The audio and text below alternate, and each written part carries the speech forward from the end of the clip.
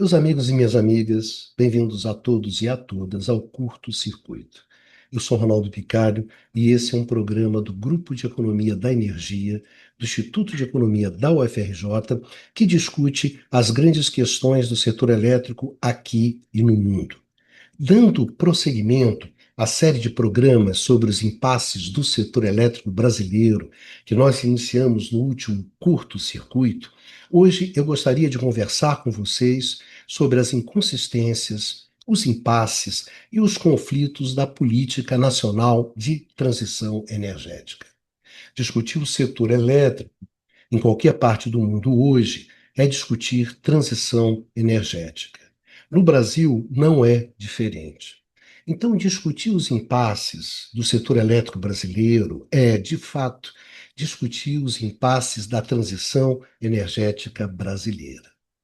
Discutir os impasses da transição não é um assunto que se restringe à política pública do setor elétrico. Não é um tema estritamente setorial. É preciso ampliar o escopo da análise na direção da política energética e, mais do que isso, ampliar na direção do conjunto de políticas públicas. Transição energética envolve as políticas públicas em seu conjunto. A transição energética é política do setor elétrico? Pode ser, mas é também política energética, política ambiental, política econômica, política industrial, política tecnológica, política de desenvolvimento regional e por aí vai. Transição, gente, é um montão de coisas. Então, se os impasses do setor elétrico brasileiro, na verdade, são os impasses da transição energética brasileira, para enfrentar esses impasses, eu tenho que colocar o foco nos impasses do conjunto de políticas públicas envolvidas na transição. E aí, toda aquela discussão que nós tivemos no último curto-circuito sobre as inconsistências, os impasses e os conflitos da política energética se torna imensamente útil. Porque essas inconsistências, esses impasses e esses conflitos nascem naturalmente no interior do conjunto das políticas públicas, em função da incontornável natureza abrangente da política energética. Essa natureza é agravada, ampliada, radicalizada quando se discute essa mesma política energética no âmbito da transição energética. Aí, meu amigo, a possibilidade de surgimento de inconsistências, desequilíbrios, desajustes, trade-offs no interior do conjunto de políticas públicas simplesmente explode. E com isso vem a avalanche de impasses, conflitos, judicializações, que acaba travando o desenvolvimento do setor. Então, a partir dessa constatação, é natural que a gente comece a nossa discussão sobre os impasses do setor elétrico brasileiro, justamente pela Política Nacional de Transição Energética, que procura, no limite, justamente coordenar as ações e decisões do governo federal no âmbito da transição. Enfim, que procura coordenar a ação governamental relativa à transição no conjunto de políticas públicas. Uma coordenação que tem como maior desafio enfrentar as inconsistências e superar os desequilíbrios existentes entre os objetivos das diversas políticas públicas que se abrigam sobre o guarda-chuva da transição. Então, esse é o tema desse curto-circuito 70, os impasses da Política Nacional de Transição Energética. Esse é um passo essencial para a gente começar a arrumar a nossa discussão sobre o que acontece hoje no nosso setor elétrico. Para começar, vamos ver algumas coisas que são essenciais sobre a transição, principalmente sobre a capacidade da transição gerar impasses e conflitos.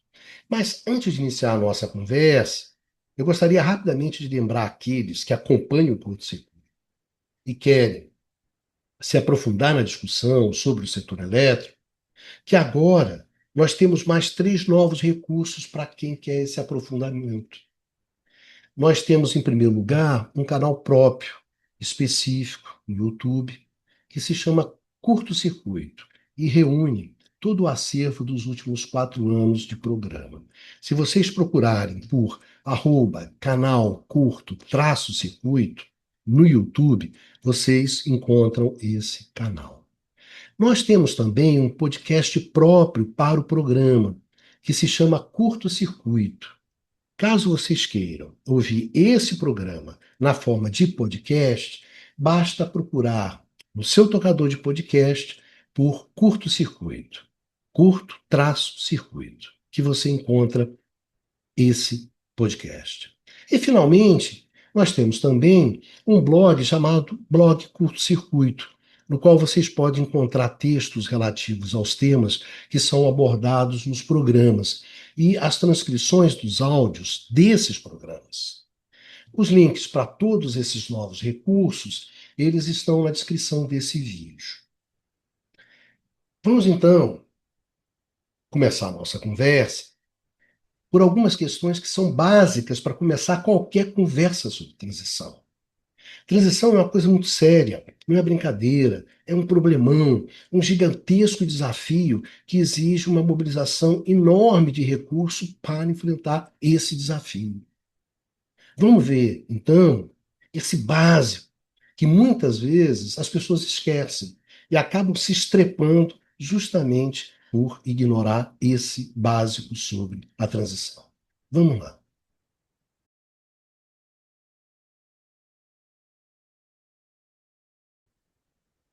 A transição energética nasce de uma urgência, não de uma urgência energética, de uma urgência no âmbito da garantia do abastecimento, de uma ameaça à segurança energética. Não. A transição energética nasce de uma urgência ambiental, de uma ameaça à segurança ambiental. A transição energética nasce na necessidade urgente de deter a mudança climática causada pelo aquecimento global. Na medida em que esse aquecimento global ele é causado essencialmente pela queima de combustíveis fósseis, a descarbonização da matriz energética, em particular da matriz de geração de energia elétrica, se torna fundamental para reduzir esse aquecimento e deter a mudança climática e, com isso, mitigar os impactos negativos econômicos e sociais gigantescos causados por essa mudança climática.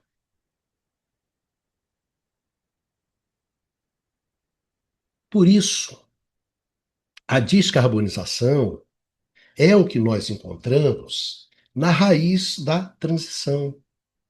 É a razão primeira da transição. É a mãe de todas as razões. É o que explica de fato a transição.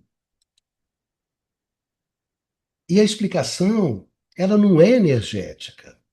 A explicação é ambiental. A transição não é um objetivo de política energética, mas ela é um objetivo de política ambiental. O que gera a necessidade da transição é um fator exógeno ao mundo da energia. A transição ela não nasce no mundo energético, mas fora dele, obedecendo a uma lógica que não é uma lógica energética.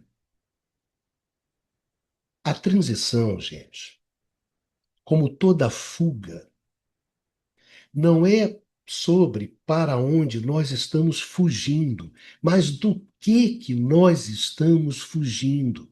Não é para onde se vai, mas de onde se vem. Nós não estamos deixando a casa em que nós moramos há mais de um século porque a gente encontrou uma melhor, mas porque ela foi interditada e nós fomos despejados. Nós somos como o cachorro que caiu do caminhão de mudança. A gente não pode voltar para a casa velha e a gente não sabe onde fica a nova. Nem mesmo sabemos se há, de fato, uma casa nova. Nós não estamos saindo dos fósseis porque encontramos fontes de energia melhores do que eles,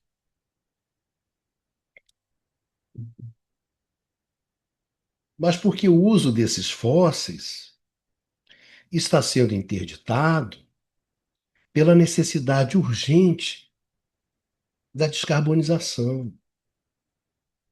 As energias renováveis, principalmente eólica e solar, que são as formas mais populares de descarbonização, em termos técnicos e econômicos, concretamente, são fontes piores do que os fósseis.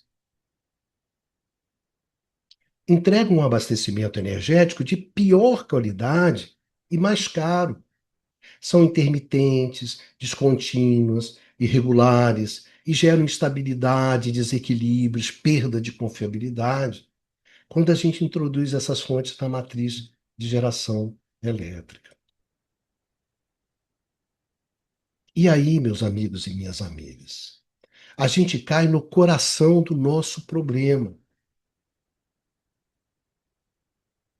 Nas condições concretas de hoje, atender ao objetivo principal da política ambiental, que é descarbonizar a matriz energética, implica em sacrificar o principal objetivo da política energética, que é a garantia do abastecimento. Uma descarbonização maior implica um acesso à energia pior e mais caro. E um acesso pior e mais caro gera um quadro muito desfavorável para o crescimento econômico, para a geração de emprego e renda, para a redução de desigualdades, para a industrialização, para o controle de inflação. Em suma, uma energia pior e mais cara implica um desenvolvimento econômico e um bem-estar da sociedade menores. Em outras palavras, descarbonizar sacrifica desenvolvimento econômico e bem-estar. É disso que nós estamos falando quando nós estamos falando de transição. O trade-off básico entre segurança ambiental e segurança energética se desdobra em outros trade-offs no interior do conjunto de políticas públicas. Então, o atendimento do objetivo de uma dada política ambiental, no caso a descarbonização, gera trade-offs, inconsistências, desequilíbrios, desajustes múltiplos que desestruturam o conjunto de políticas públicas.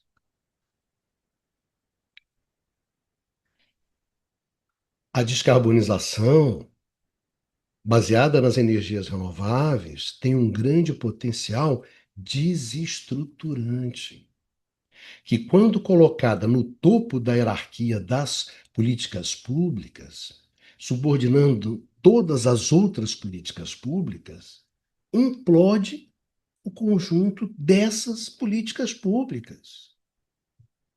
Daí a importância daquilo que nós discutimos no último curto-circuito, no curto-circuito 69, da importância de reconhecer que esses trade-offs e essas inconsistências, é importante reconhecer esses trade-offs e essas inconsistências. Também é importante reduzir essas inconsistências, justamente para sustentar o conjunto de políticas públicas no médio e no longo prazo. É importante se ter uma hierarquização flexível que permita gerir os impasses e conflitos que nascem da existência desses trade-offs todos. Caso contrário, o não reconhecimento e a não redução das inconsistências, no contexto de uma hierarquização rígida, geram um volume de impasses, gente, e conflitos que inviabiliza a manutenção de qualquer política que seja. Então, colocar a descarbonização como objetivo central das políticas públicas, de uma forma estática, ignorar as inconsistências e seguir em frente como se nada estivesse acontecendo, é contratar o desastre futuro. E é isso, é o que mais se faz. Ignora-se os custos da transição, ignora-se as inconsistências entre as diversas políticas públicas geradas pela transição, enfatizam-se os benefícios da transição, e então se constrói efetivamente o fracasso da transição. É o que eu chamo de brincadeira da estratégia OB. O que é isso, Bicário? O OB, como vocês todos sabem, é um absorvente íntimo, interno, feminino. E ele foi lançado pela Johnson Johnson nos anos 60, nos anos 70. E eu me lembro que havia uma piada infantil, singela, que contava a história da mãe que pergunta para o menino qual o presente que ele queria ganhar de aniversário. E ele responde que queria um OB. E a mãe, surpreendida, pergunta: Menino, por que tu quer ganhar um OB? E o menino respondia o seguinte: que ele havia ouvido uma propaganda no rádio que dizia que com o OB ele podia nadar, ele podia ir para a praia, ele podia ir para a piscina, podia andar de bicicleta, podia andar a cavalo. Então, uma coisa que viabilizava tudo isso devia ser bem legal. E ele queria essa coisa de presente. Então, gente, assim como o menino não sabia o que era o OB, há muitos governos que parece que não sabem o que é a transição. Querem a transição porque ouviram em algum lugar que ela gera renda e emprego, que ela reduz as desigualdades entre pessoas e indivíduos, que ela viabiliza a industrialização verde, que ela aumenta conteúdo local. Portanto, uma coisa que faz tudo isso deve ser legal. E esses governos querem. O que há de comum entre esses governos e o menino do OB? A ignorância. Então, meus amigos e minhas amigas, não tem como fugir. Se você quer uma política de transição sustentável, você tem que mapear os trade-offs e você tem que reduzir, tentar pelo menos reduzir esses trade-offs ao longo do tempo. Enquanto isso não acontece, haja capacidade de gerir conflitos. E aí é preciso ter flexibilidade. A grande dificuldade de tudo isso é que, para reduzir o trade-off básico entre segurança ambiental e segurança energética, tem que ter muita inovação. Inovação tecnológica, inovação econômica, organizacional, institucional. E isso não é nada fácil. Por isso, gente, a transição energética é um gigantesco desafio. A grande oportunidade que a transição traz não é a oportunidade de se fazer grandes negócios, mas a oportunidade da gente se ferrar. Sendo que a oportunidade de se fazer grandes negócios é para poucos, ao passo que a oportunidade de se ferrar é para muitos, na verdade, para a maioria. Então é preciso ter muito clareza sobre o que, de fato, a transição na hora de se definir políticas públicas para enfrentar esse gigantesco desafio. Você tem que ter muita clareza do que você está fazendo quando você está enfrentando um problemão desse tamanho.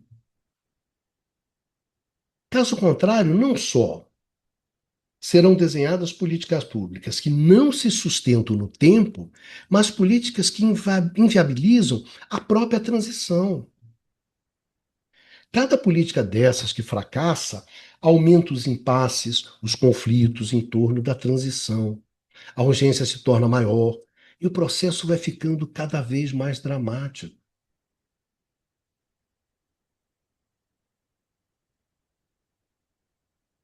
Gente,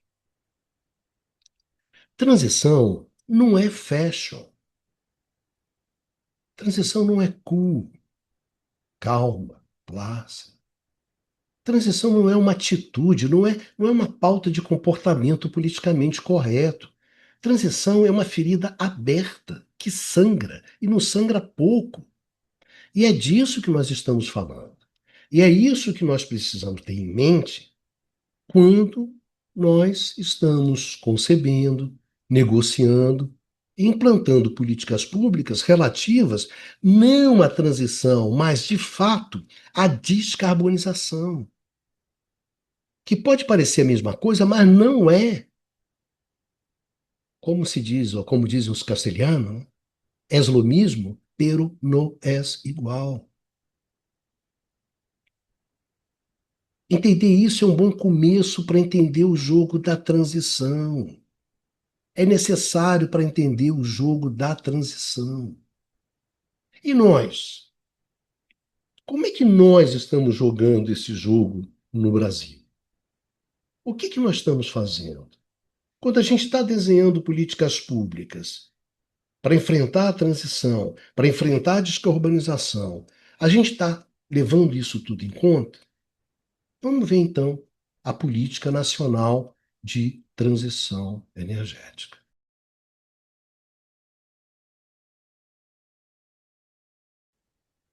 O governo brasileiro tem uma política pública definida para a transição energética. A Política Nacional de Transição Energética, PNTE, foi aprovada pelo Conselho Nacional de Política Energética, o CNPE, em agosto de 2024. É com o objetivo de promover a articulação, promover a coordenação da transição energética no país, unificando as ações do Estado brasileiro nessa área. A PNTE tem dois instrumentos centrais para a sua implementação. O primeiro, relacionado à interação com a sociedade, é o Fórum Nacional de Transição Energética. O segundo instrumento, concebido como um plano de ação de política energética, é o Plano Nacional de Transição Energética. O governo brasileiro, ele identifica grandes oportunidades na transição energética. Oportunidades que se traduzem na possibilidade de reindustrializar o país, de gerar emprego e renda, de reduzir desigualdades sociais e regionais, de atrair investimentos e impulsionar o uso do conteúdo local. Para o presidente Lula, a transição energética é uma oportunidade para o Brasil se transformar no celeiro do mundo em produção de energia renovável. O Brasil seria um atrativo extraordinário para que empresas que quisessem produzir com energia limpa viessem para cá. Na ótica do governo, esse protagonismo brasileiro na nova economia verde se sustentaria na existência de um recurso-chave nesses novos tempos: energia barata, limpa, e sustentável. Pois bem, a questão fundamental é se, de fato, nós dispomos dessa energia barata, limpa e sustentável. A pergunta-chave é se hoje o nosso setor elétrico é capaz de entregar essa energia barata, limpa e sustentável. A resposta a essa questão é que o setor elétrico brasileiro hoje não é capaz de entregar essa energia barata, limpa e sustentável. A ideia de que o Brasil é capaz de gerar energia elétrica abundante, limpa, barata, porque detém recursos que nos dão uma grande vantagem na transição energética, se sustenta em uma configuração técnica, econômica e institucional do setor elétrico que existiu no passado, mas que hoje não existe mais. Esse setor elétrico não existe mais, assim como essa energia abundante, limpa e barata que ele entregava também não existe mais. Como nós já discutimos anteriormente aqui no curto-circuito várias vezes, inclusive no curto-circuito 60, cujo título era Cadê a Energia Barata do Brasil? O esgotamento do modelo hidráulico brasileiro é um fato e tem duas causas principais. A primeira delas é de natureza técnica e a segunda de natureza político-institucional. O esgotamento técnico do modelo hidráulico brasileiro se deve à perda da capacidade de regularização dos nossos reservatórios. A nossa capacidade de estocagem de água não acompanhou o crescimento do sistema. E, em função disso, nós passamos a estar cada vez mais expostos ao risco hidrológico, às chuvas, ao chover ou não chover. Nessas condições, não dá para a energia hidráulica segurar o nosso setor elétrico como segurava antes. Não é possível atingir 93% de geração hidrelétrica, como nós já chegamos a atingir lá no início dos anos 90. Por outro lado, o esgotamento político institucional se deve ao esvaziamento do Estado como agente de coordenação e mobilização de recursos que são essenciais para a operação e a expansão de um sistema hidráulico como o nosso. Um esvaziamento muito forte, muito radical, que chegou ao seu limite com a Operação Lava Jato, com a sua criminalização de qualquer tipo de intervenção estatal. Então, esse conjunto de fatores desmanchou o setor elétrico brasileiro tradicional. E esse desmanche precede a entrada das renováveis. O déficit de recurso de flexibilidade e de coordenação já existia antes da entrada massiva das renováveis. Essa entrada simplesmente agravou dramaticamente esse déficit. Então, reconhecer as graves limitações e dificuldades do setor elétrico brasileiro é fundamental para que possamos construir, de fato, um novo setor elétrico que possa realmente entregar essa energia abundante, limpa, barata.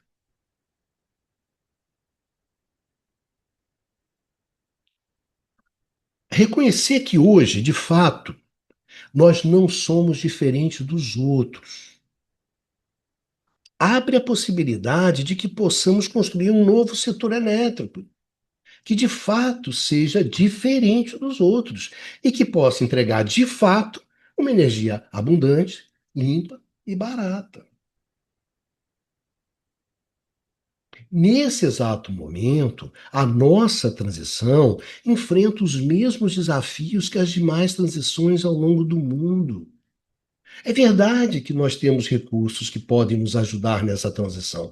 Contudo, não temos demonstrado competência na mobilização desses mesmos recursos.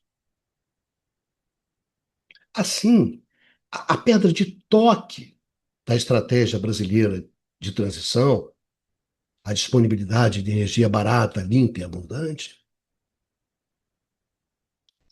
não é uma vantagem dada, mas uma vantagem a ser construída. De tal maneira que, mais do que a identificação das oportunidades de aproveitamento dessa energia, a ênfase da política governamental deveria ser dada na construção técnica, econômica, institucional e política da infraestrutura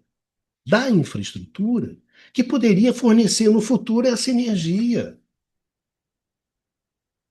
Na medida em que a Política Nacional de Transição Energética não identifica claramente as limitações do nosso setor elétrico para entregar uma energia barata, limpa e sustentável, e também não identifica as maneiras de superar essas limitações, essa política, ela não só não contribui para reverter o processo de desestruturação gerado pela transição energética, mas, ao contrário, acelera esse processo de desestruturação.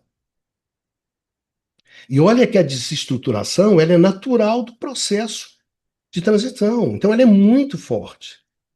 Então, o primeiro passo é enfrentar essa desestruturação.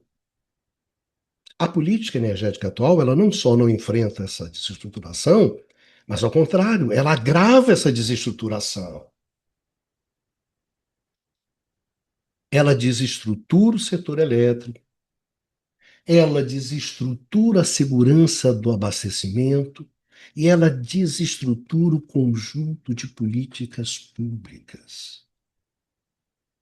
As inconsistências setoriais, elas se desdobram nas inconsistências da política energética, que se desdobram nas inconsistências do conjunto de políticas públicas.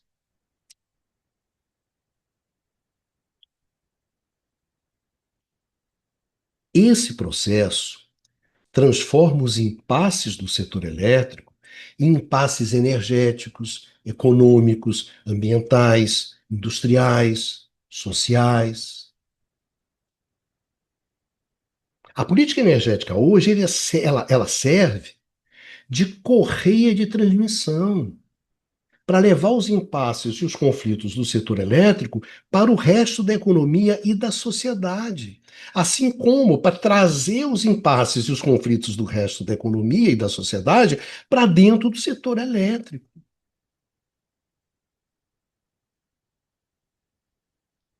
Desse modo, por exemplo, uma discussão sobre redução de tarifas para ampliar o acesso à energia para os mais pobres termina em uma discussão sobre déficit fiscal.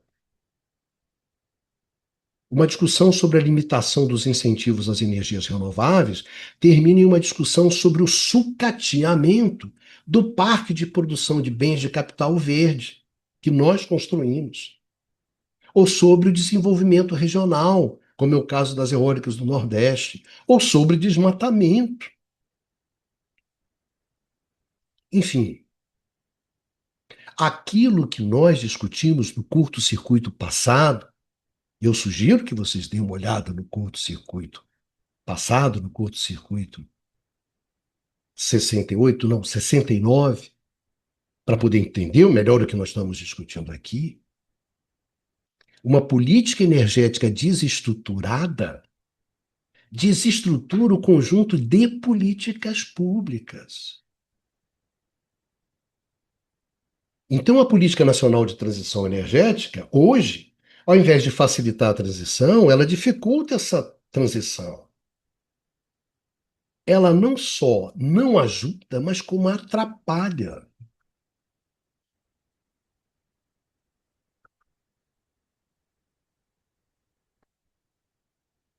O descompasso entre as pretensões do governo brasileiro de aproveitar a transição energética como motor de desenvolvimento e a dotação real de recursos do país gera uma agenda de política pública artificial. A distância entre a energia abundante, limpa e barata, fictícia, que sustenta essas pretensões, e a energia escassa, muitas vezes suja e cara da realidade, cria um vazio que gera uma agenda de impasses que nasce justamente dessa distância entre a ficção e a realidade. Gente, nós precisamos reconhecer isso para poder avançar.